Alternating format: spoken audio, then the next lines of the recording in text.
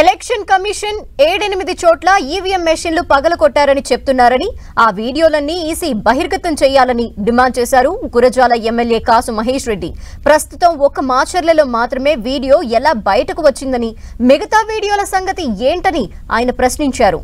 Paluvai gate polling booth లో మొదట తమ కార్యకర్తలపై దాడి జరిగిందని, ఆ వీడియో క్లిప్పింగ్స్ మొత్తం ఎన్నికల కమిషన్ బయట పెట్టాలని డిమాండ్ చేశారు. మాచర్లలో మొత్తం అల్లర్లకు ప్రధాన కారణం జూలకంటి బ్రహ్మారెడ్డి అని విమర్శించారు. అందరినీ సమానంగా చూడకపోతే ఎలక్షన్ కమిషన్ విశ్వసనీయత పోతుందన్నారు. గురజాల మాచర్ల పోలింగ్ సరళిపై తాము హైకోర్టుని ఆశ్రయిస్తామని కాసు మహేష్ రెడ్డి చెప్పారు. ఎలక్షన్ కమిషన్ వారు దాదాపు 7-8 చోట్ల ఈవీఎం మెషిన్లు ఇరగ్గొట్టారు, వాళ్ళ మీద కేసులు పెట్టాము అని చెప్తున్నారు. మరి ఆ వీడియోలు ఎందుకు బహిర్గతం చేయట్లేదు? ఎందుకు ఒక్క వీడియోనే బయటకు వస్తుంది?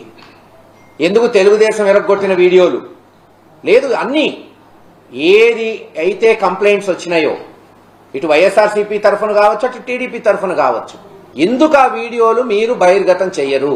అసలు వీడియో కెమెరాలు పెట్టింది ఎందుకు బూతుల్లో? ఏమన్నా తప్పులు జరిగితే తెలుసుకోవడానికి. ఆ తప్పులు జరిగినాయని గత 10 రోజుల నుంచి ఘోషిస్తున్నాం వైఎస్ఆర్సీపీ నాయకులు. ఉదాహరణకి పోనీ మాచర్ల నియోజకవర్గమే తీసుకుందాం. తుమ్మురుకోడు గాని, వెల్దుర్తి గాని, చింతపల్లి గాని, వేపకంపల్లి గాని, ఒప్పిచెర్ల గాని రిగ్గింగులు జరిగినాయి. అక్కడ ఏజెంట్లను లాగేశారు, క్లియర్ గా కనపడుతున్నాయి. ఈరోజు కొంతమంది వైఎస్ఆర్ నాయకులు ఆ వీడియోలు చూపెట్టారు.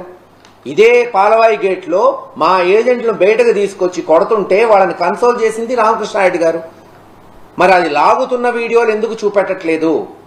అదే పాలవాయి గేట్ లో ఈ ఘటన ఏదైతే ఈవీఎం ఎరగొట్టిన ఘటన కన్నా ముందు ఏం జరిగింది, ముందు 2-3 గంటలు ఏం జరిగిందో ఎందుకు బహిర్గతం చేయట్లేదు?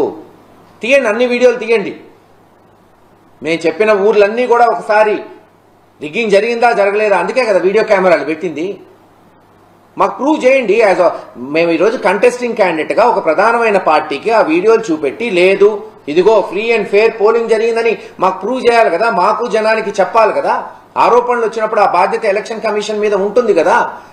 అది కానప్పుడు ఇంక ఈ తతంగం అంతా ఎందుకు, ఈ కెమెరాలు ఎందుకు, ఈ పోలీసులు ఎందుకు?